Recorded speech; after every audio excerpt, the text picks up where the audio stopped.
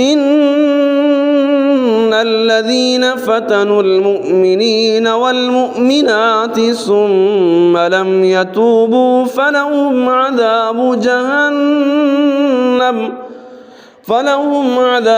جهنم ولهم عذاب الحريق.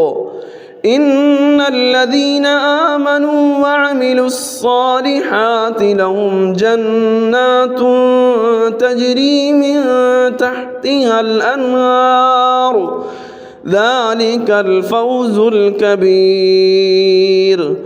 إن بطش ربك لشديد